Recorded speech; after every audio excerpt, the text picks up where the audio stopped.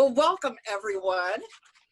This is wonderful to get this panel together to talk about Grapes of Wrath and the amazing experience that we had in the production and how it continues to give us satisfaction, and so many new things are happening. I'm happy to have these scholars here together so we can talk about it today.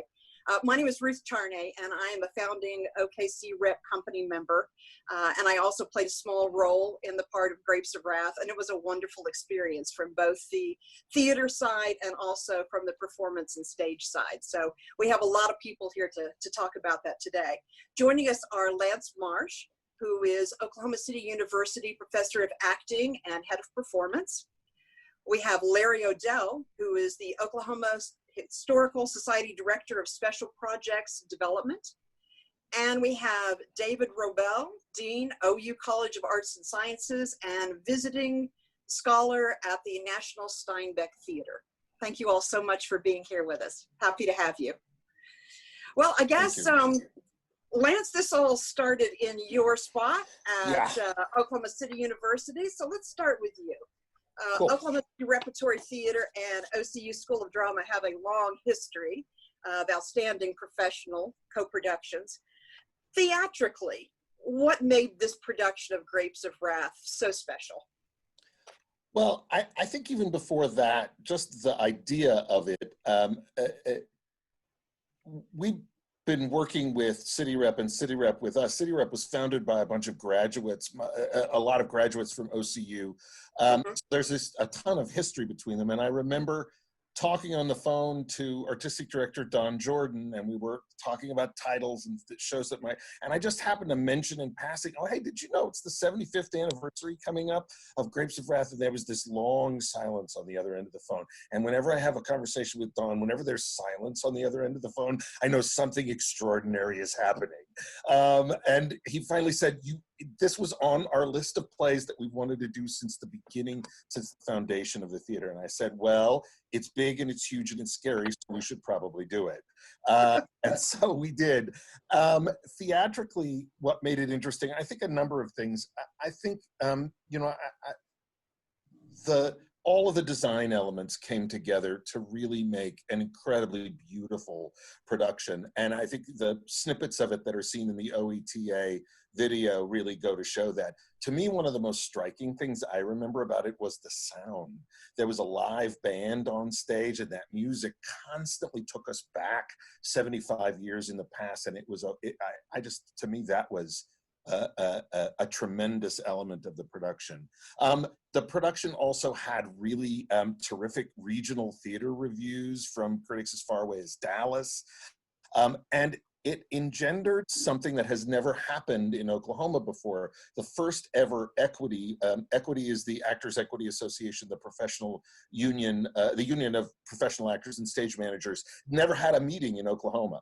But this production had so many equity actors involved in it that the head of equity from Chicago flew out, and the head of the Theater Communications Guild, TCG, which is a major representative of all regional theater in America, flew out, and we had a big meeting of equity in Oklahoma. And it was a huge event professionally that our students got to be involved in. So there were just a lot of things about it that made it artistically and professionally really important. So you mentioned the OETA project. How was the addition of that project? How did that add another layer to this? Well, it synthesized a lot of different things. That OETA wanted to do something about the 75th anniversary of it and its obvious connections to the state of Oklahoma. We had a professional production of it going at the time, so OETA was able to interview the director and a number of the actors involved and take snippets from the actual production to be shown along with the historical research about the importance of the play and its 75-year history. And so that, I thought, was an extraordinary thing to be involved in. And that production actually won an Emmy. So a yeah. very interesting place for a professional theater. And in fact, I brought it's a huge moment for me. So I sort of wanted to see this is crowding me out, but that's down in the front, Don Jordan and I and the gents from OETA with our Emmys. For a stage theater to win any part of an Emmy is a very odd opportunity, but it was really an honor for us, an honor for the university, and really, I think, showed the special kind of partnership that we have had historically with Oklahoma City Rep. And you mentioned how many professional equity actors were involved, but also an extremely large cast, and the majority of that cast was also students from OCU. So right. I'm sure that they had a terrific time being able to have that experience as well. Yeah, and you know, one of the reasons that I think our co-productions with City Rep have worked so well is that we've been able to help City Rep be able to produce bigger, more extravagant kinds of productions in different theater spaces than they normally have access to. And our partnership with them has allowed our students to work with working professional actors. We're a professional training program. It's really part of our mission and our goal. So to be able to have, I joked at the time, I think it was the largest equity cast that had ever been on a stage at OCU. It was the most ham up there that you had ever could ever sort of imagine. And so to have our students working for 5 weeks alongside those tremendously skilled actors was a great boon to our training program. Oh, that's wonderful. Well, it really was a wonderful production. As you mentioned, this happened on the 75th anniversary. So Larry, I'd like to ask you a little bit. I mean, this production came along, it was the anniversary of the book, and it was, of course, there were many official celebrations that happened that year, but we were so happy to be involved in that and a part. How important is Steinbeck's Grapes of Wrath to the history and image of Oklahoma? Well, I want to talk about the image of Oklahoma, and we have been governors and politicians here in Oklahoma have been fighting against what they believed was negative connotations almost immediately when the book and then the movie came out a year later. In 1945, the regents at OU and a lot of the leaders of the state decided that they would entice returning World War II soldiers to come play football, and they went out and hired Jim Tatum and Bud Wilkinson to fight the image of the Grapes of Wrath. George Cross even said that was why they did that. And then the next decade, Governor Nye, who was then a senator, he pushed for the song Oklahoma from the musical Oklahoma to be the state song because he really hated that. He thought Grapes of Wrath was the image that everybody nationally had, and he wanted to associate the state with that play, which he thought had a better image for the state. And then even the next decade, Dewey Bartlett started an OKI campaign, which was Oklahoma Key to Intelligence and Enterprise, which was a pin he gave out to leaders of industry and that kind of thing. So I bet I was born in the late 60s, and I bet my generation was the first generation not to see OKI as a negative thing, as something to fight against. I know I see George Knight comes to the History Center all the time, and he still despises the Grapes of Wrath. It's always interested me how much certain generations take umbrage of that. Well, Oklahoma City Rep is well known for their co-productions, but this was certainly a unique partnership. What's it like collaborating with one of our state's leading professional arts organizations to tell this historic kind of tale? It was a lot of fun. Don came up to my office and kind of pitched the idea, and I said, yeah, we definitely want to be involved in that. And so the night before the play started, we had an event here at the History Center called the Music of the Dust Bowl. We brought in some swing performers because Bob Wills really was the music for Oklahomans during that time. It was Bob Wills on the radio. Woody Guthrie told the story of Oklahoma, but the people that music that they listened to was Bob Wills. So we brought in some swing music, and then we also brought in some folk music to give an honor to Woody Guthrie. And then we had cast come up here and do readings, and place was packed. Everybody enjoyed it. And then Don, we did some panels of Oklahoma history that was at the theater for people that went and saw the play. Well, it meant so much, I think. So many people wanted to see and hear, everybody wanted to feel a part of that history. And so it was an important part of it. We really appreciate that. So David, Steinbeck created characters who embodied the soul of Oklahomans. gave all readers a taste of both the desperation and also the strength and courage and kindness and resilience of we the people. How was Steinbeck drawn to this topic? Thanks, Ruth. That's a great question, and sorry for the delay. Let me just jump back really quickly to that image of the Grapes of Wrath and Steinbeck, that sort of debate over the legacy. You know, on one level, you could say Oklahoma has Steinbeck to thank for generations of great footballing tradition since Bud Wilkinson's arrival. But I do think that this is one of those cases where, and it's a complicated history, but where one wishes that Steinbeck's intentions in the Grapes of Wrath had been more fully understood at the time. But it was a pretty fraught moment, right? The end of the 1930s, the beginning of the 1940s, Oklahoma desperately trying to get business to come to the state, to sort of maintain any semblance of a decent sort of reputation of the state as a place to do business at a time when the oil industry and the agricultural industry were both in a state of collapse. So it was not perhaps surprising that Lyle Boren delivered congressional testimony against the book. But at the same time, Steinbeck worked very, very hard for a period of about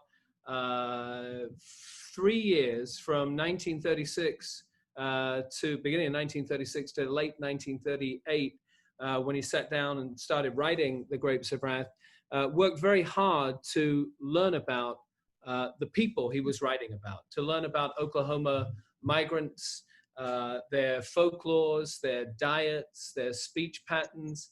And he was drawn in the most positive way to that population of the state that he knew, which was the population of the state residing in California, the people who had migrated. But then there was that sort of sense of tension that, look, there were plenty of Oklahomans who stayed behind. Weren't they the real heroes, not the migrants who left for California? So lots of tensions around Steinbeck and the image of Oklahoma. But I would just, I would say that Steinbeck's purposes were positive. His goal was to present Oklahomans in a very positive light. And in 1936, Steinbeck publishes a novel called In Dubious Battle, which is about a strike in California. And you see some preludes to the Grapes of Wrath in the novel, but what you don't see is any Oklahomans. You don't get a sense of where these striking workers are from.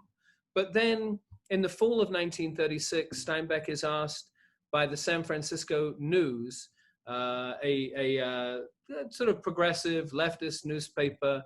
He was asked to write a series of articles on the migrant families from the Southern Plains that were residing in California. And through that assignment, really as a journalist, Steinbeck got to know Tom Collins, who ran the Arvin Sanitary Camp, the weed patch camp in the novel and the movie. He got to know Eric Thompson, who was the regional director of these migrant camps that provided a sort of support system for these families. And Eric Thompson, the regional director, also was a former preacher. So you see there a sort of emerging connection with Jim Casey. The series of articles, which were called the Harvest Gypsies articles, came out in October 1936. And when they were first published, they were accompanied with one of the photographs from Dorothea Lange's Migrant Mother series. So Steinbeck is sort of connecting up with some of the key figures of the period, and many of these folks working for the Farm Security Administration as photographers, working for the sanitary camp system. These are folks who exemplify this key theme that has emerged in America by the middle of the 1930s, which is that the poor should be thought of as the deserving poor, as people with dignity.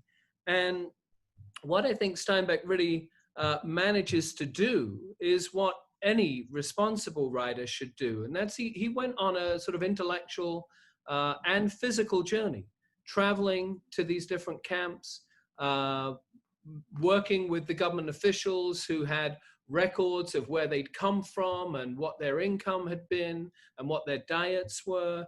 And he literally traveled around in an old van with one photographer, Horace Bristol, to visit these families in Nipomo and Visalia, California. And he spent a couple of years learning about what their trials and tribulations and fears and hopes and habits and dreams were. And he said, when he sat down to write The Grapes of Wrath in 1938, I'm trying to write history while it is happening, and I don't want to be wrong. And that, I think, is a key takeaway from The Grapes of Wrath. He was trying to write history as it was unfolding, and he wanted to understand the people that he was writing about. And just to drive home that point about Steinbeck's deep empathy for the subjects of The Grapes of Wrath, in the wake of the publication of the novel and the movie, the book was banned in different parts of the country, including some parts of California. There were public burnings of the novel. And there was a rumor going around that Oklahomans in migrant camps were very, very upset with Steinbeck for presenting them in a certain light.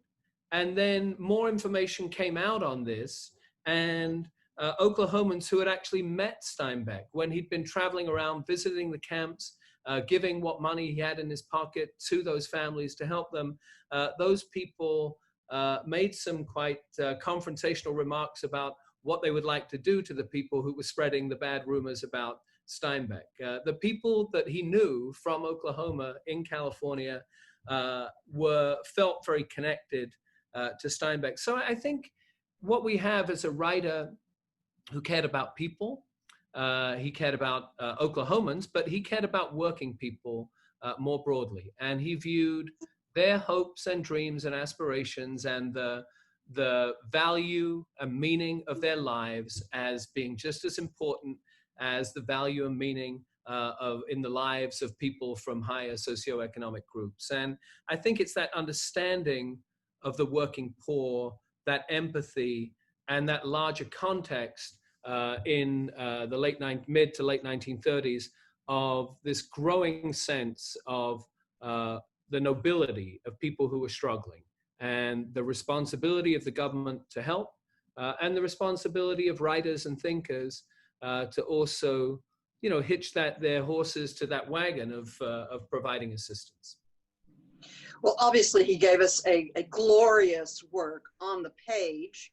And because of the level of detail, to be able to change it to the stage, to both the film version and then the stage version we were able to do as Oklahoma City Rep and OCU, such detail in the characters, and you can feel their heart, right? You can see the desperation in every one of these characters, but also the amazing level of humanity. And so we thank Steinbeck for that. I'm curious for the whole panel, who's your favorite character in Grapes of Wrath, and why? How about you, Larry? I'm Tom Joad. Tom Joad, just, his belief in the everyman, he also, with my generation, he influenced a lot of my heroes like Woody Guthrie, Bruce Springsteen, Tom Morello. He's just kind of the symbol when I think of Grapes of Wrath and that sentiment in that time period. Very nice. What about you, Lance? Well, I sort of am split between two. I mean, Tom Joad is obviously the central character and is an amazing character, but I'm drawn to both Jim Casey and to Rose of Sharon for different reasons. I think I like that Jim Casey kind of can step out of the story a little bit and maybe give us some of Steinbeck, or what I feel like is some of Steinbeck's, some of the philosophy behind this, and there is a real heart to him. And also, I love Rose of Sharon just because I think of all the characters in the Joad family, maybe she has the most interesting arc. She starts in one place and she really ends sort of becoming a woman and coming into herself through all of the tragedy that she goes through. So I'm drawn to those two characters. Very interesting. And David, what about you? Wow, that's a tough call. I mean, you could say that, you know, you can pick Jim Casey and Tom Joad together because, in a sense, Tom Joad is the reincarnation of Jim Casey. Jim Casey, initials JC, Jesus Christ, direct reference in the novel to the murder of Christ. But I think I would go with Ma Joad, and I appreciate Lance's comment on Rose of Sharon, and I mean she is a character who really grows in the novel, but so does Ma Joad, and she's the rock, and I think you know, there's been a lot of debate over the different layers of the novel. Steinbeck said there were 5 layers in the novel, and that you would get out of the novel as many of those layers as you had in yourself. And there's a lot of debate over what the layers are, but you know, some scholars have said that maybe gender is a layer of the novel, and the strength of women in addressing the trials and tribulations of the Depression is expressed so powerfully in Ma Joad. And I think that's why when you couldn't end the movie with the ending of the novel, you could, you know, as a good alternative, end with Ma Joad's famous lines about "We're the people, we keep going on." Well, you talked a lot about Steinbeck in the time and writing, and certainly so much going on. We're certainly in uncertain times now. What do you feel like is the most important lesson from Steinbeck's classic that we could use today? David, let's go back to you. Okay. I would say the most important lesson we could probably learn from The Grapes of Wrath is put people first. Be united by a love of and a respect for humanity, for people, we the people, not divided by party politics. That's one thing. Another takeaway, I think, would be to understand what it is you're talking about. Steinbeck worked very, very hard to know the situation in California and to know the people he was writing about. You know, the Grapes of Wrath was originally going to be called The Oklahomans, and the first draft of the novel was just a few pages long, and he abandoned it because he felt it was just a novel, it was too much about the sort of triumph, and that he wanted to get across a more tragic picture. And then he wrote a book called L'Affaire Lettersburg, which was a scathing indictment of California agribusiness. And he completed a full draft of that. And then he destroyed the manuscript after he told his editor that he'd completed it, destroyed it. And then he sat down and started writing The Grapes of Wrath over a period of basically 100 days. I think of it as Steinbeck's 100 days. So I think the time that he put in to understand the people he was writing about, that's a powerful part. But there's one more theme of The Grapes of Wrath that's not often emphasized because we place so much attention on the sort of activism of the novel. And during World War II, Steinbeck was being investigated by the government for his presumed communist connections, left-wing leanings. And Steinbeck worked very, very hard in The Grapes of Wrath to not lay blame.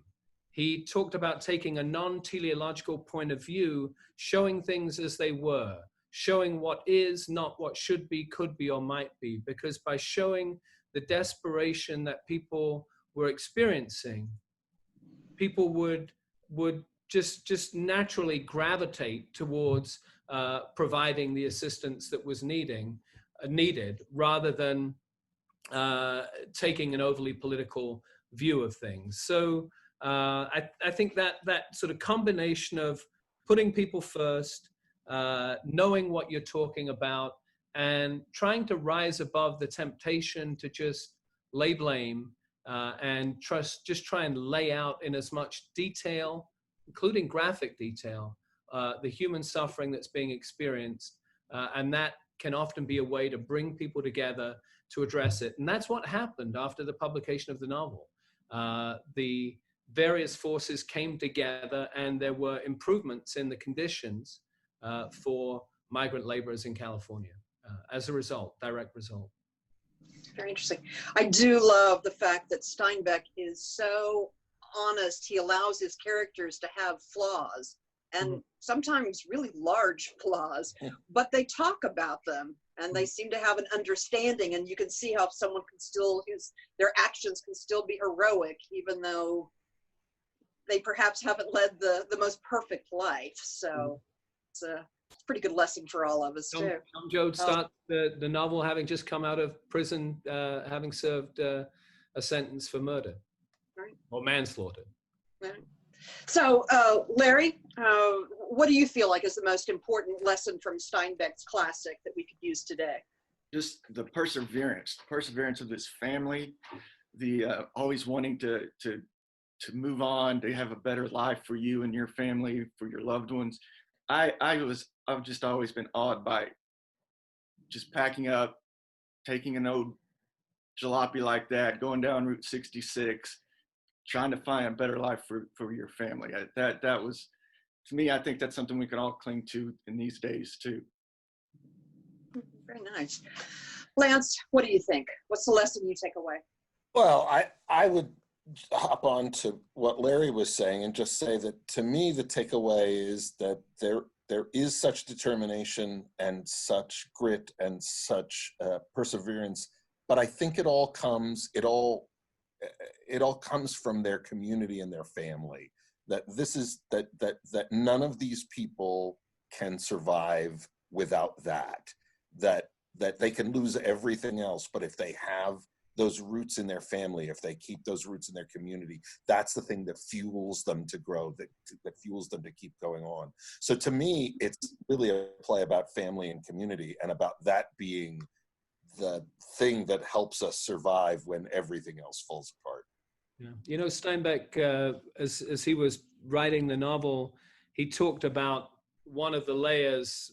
I mean, we sort of ascertained that one of the layers was this sort of movement from I to we, from the individual to the group. And he often referred to that as the phalanx theory, you know, the Roman military formation, the phalanx with shields around and above, a sort of impenetrable shell, like the shell of the turtle. And that movement, as the Joad family disintegrates, other families like the Wilsons help the Joads, and you see that, of course, in the famous, one of the great endings in modern American fiction, where the Joad family is connected with a larger humanity, people that they don't know, have never met, but they know that they should help. I would like to talk about the Grapes of Wrath and the Okies' effect on California. A colleague and I went to Bakersfield and interviewed several musicians last couple of years. Of course, the Bakersfield sound's there, and Bakersfield sound is all Okies from Arkansas, Texas, Oklahoma. They're from those families. And when I was there, you know, we're from Oklahoma. They treat us like the Irish would treat, like someone from Ireland would be treated when they go back to Ireland. You know, it's amazing how much they revere Oklahoma. And then we went to one of the camps, and they would talk about their family and the lore that Steinbeck couldn't get into the camp, but he'd park on the road and catch everybody as they came out. And every family had stories about talking to Steinbeck about their roots. So I always thought it was interesting. And then, of course, there's been scholarship lately about Okies' effect on California through politics.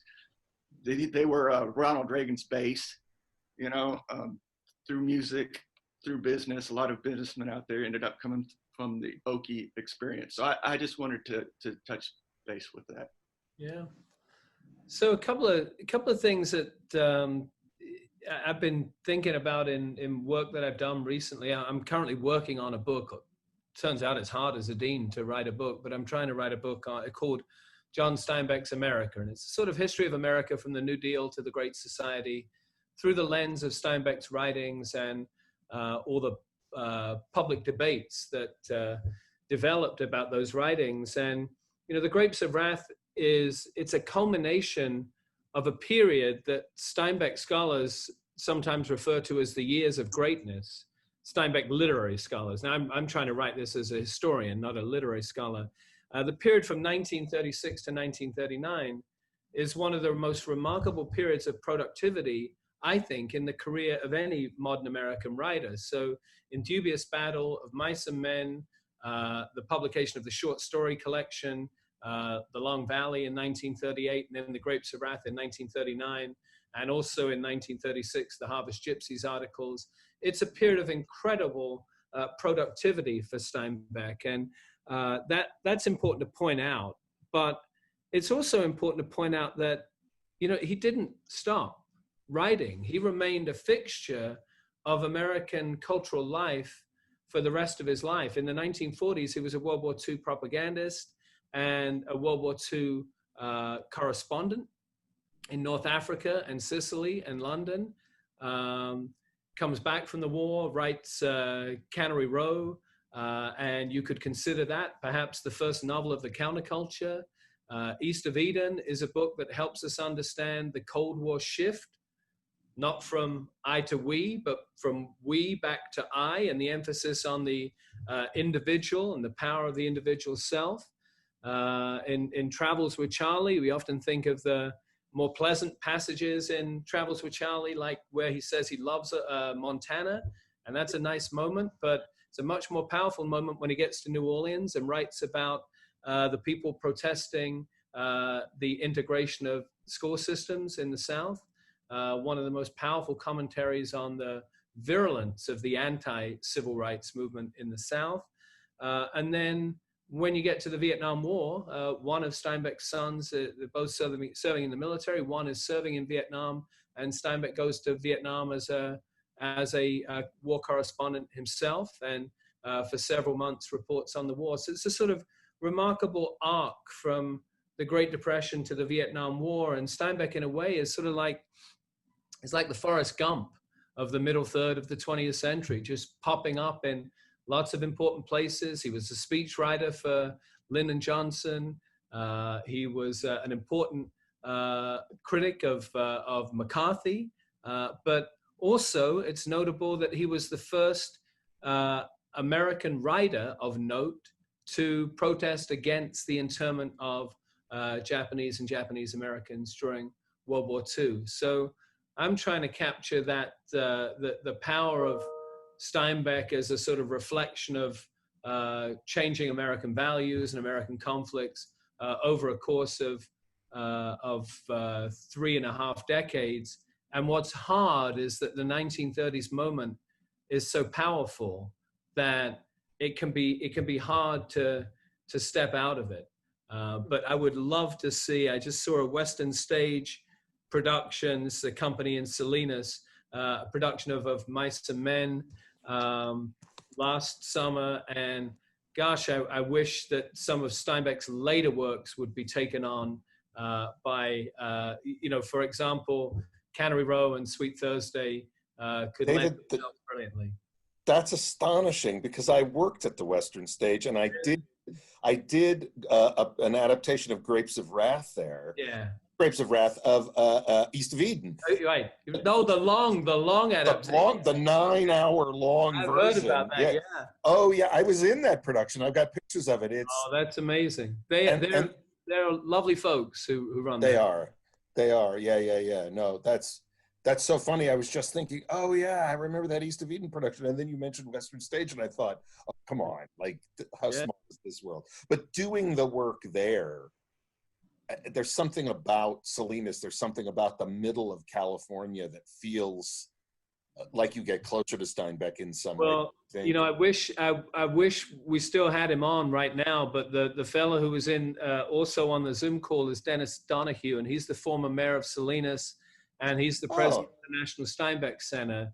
And he just sent me a note saying, look, I was between ag tech meetings, and I just wanted to pop in and see what was going on. But he is the force behind the National Steinbeck Center and behind getting ag tech in Salinas to continue backing the National Steinbeck Center, despite the fact that the legacy of works like In Dubious Battle and Grapes of Wrath do not, you know, it doesn't place California agribusiness in the best possible light, but it's actually California agribusiness that helps support the Steinbeck Center, and I suspect that Western Stage has probably got a little help there too. I mean, that's the big player in Salinas. Right.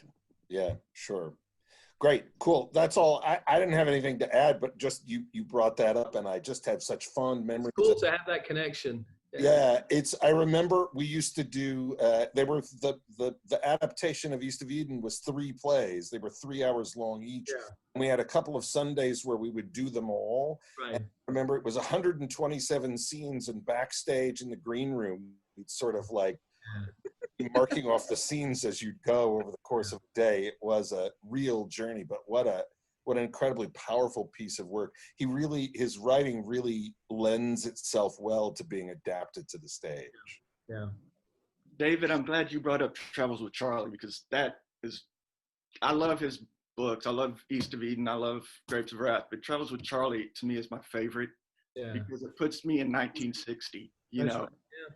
And my dad and we bonded over that, and we were always going to redo that trip. It was amazing. But that's just a slice of 1960 that you can never, the politics is going on, the election, civil rights movement. So I'm glad you brought that up. Yeah, there's a great moment in before he gets to New Orleans, he goes through Texas, and Steinbeck's third wife, Elaine, was a Texan, and he knew Lyndon Johnson in part through the connection with Elaine and her husband. Elaine and Lady Bird Johnson. And when they're in Texas on the trip, Steinbeck writes about this tendency among Texans to emphasize that they're the only state that could secede from the Union. They have the right to do so. So Steinbeck says, so I formed an association called Friends in Support of Texas Secession to try and help them secede. And he explains that Texans love to talk about seceding, but when people get enthusiastic about them actually doing so, they're very quick to back away from it. It's interesting talking about some of this geography and site specific for where Steinbeck was and where his stories take place. I just know as both a theater professional, when I walked into that audience and as an educator, it was palpable when Grapes of Wrath was playing for an Oklahoma audience. And I'm just curious. I mean, your experience, obviously, Steinbeck is loved the world around, but I just wonder what a production like Grapes of Wrath, how it's received. I mean, if it's the same sort of homecoming feeling that we had when we did the production here in Oklahoma. Sorry, that wasn't a very good question. Oh, I wonder if it was more of a statement.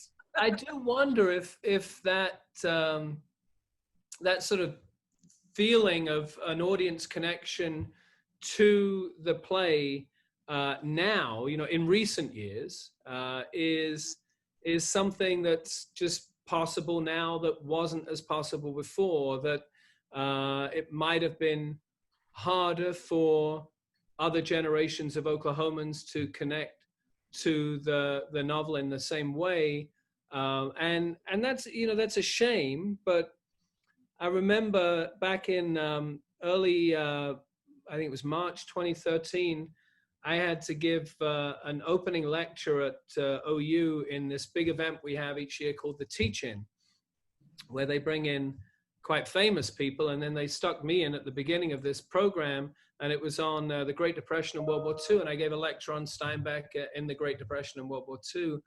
And before that event, I had to go to dinner at President David Boren's house, and he leaned over to me at that dinner in a private moment and said, I understand that you're going to give a lecture on Steinbeck tomorrow. And I said, yes, I am. And he said, I don't know if you're aware, but my father was not a big fan of the Grapes of Wrath. And, I was very much aware and had been worried for months about how to deal with Lyle Boren. Should I mention Lyle Boren by name when it was David Boren who'd be introducing me? And, so I explained that I was aware of the controversy and I would be mentioning opposition to the novel, but I wouldn't be mentioning his late father by name. And then David Bourne proceeded to tell me a story. He said when he went away to college at Yale, he snuck into a big high-back chair in the Sterling Memorial Library, and he read The Grapes of Wrath secretly, worried the whole time that his father in Oklahoma might be in Connecticut looking over his shoulder. And he said that when he got home to the family house for the Christmas holiday, his father, Lyle, who had delivered the congressional testimony against the novel, asked him how he liked college. And David Bourne said, I responded to my father, well, I've become a Keynesian and I just read The Grapes of Wrath. And he said that his father, Lyle, said to him, and this was the actual story that he didn't share with the audience the next day. He said, my father said to me, you may still reside in the house over the Christmas break, but you may not take meals with the family. And yeah, and then the next day when he introduced me to the audience for this talk, he got to that same part where he told his father that he'd become a Keynesian and read The Grapes of Wrath. And he said, and my father said to me, I knew college would spoil you. Different stories for different audiences.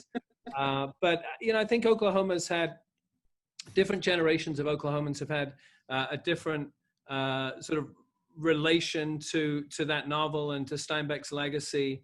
But I'm just thrilled that The Grapes of Wrath theater production has had the success that it's had here, and that there's this momentum. And Dennis Donohue from Salinas is talking about ways to connect the Western history collections at OU, which have some Steinbeck materials, and the state of Oklahoma, better connect them to Salinas and the National Steinbeck Center, because there are still some pretty profound family links between the places.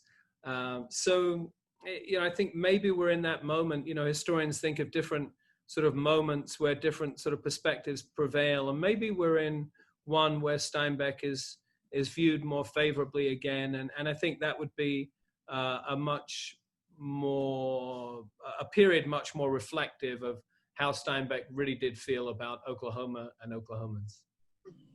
Well, Oklahoma City Rep is just so happy to be a part of this, and anything that connects communities and peoples and history and literature, those are all wonderful things. And so we're happy to be a part of that. And we thank you all for everything that you've done in the past and as we go into the future to continue this kind of dialogue. So thank you all.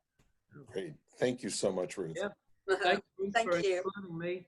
Thanks, Lee, for organizing. And yes, thank you. Lance and Larry, it's great to get to spend the time with you. Thank you. Absolutely. Thank you guys so much. I learned a lot today, so that's awesome. You too.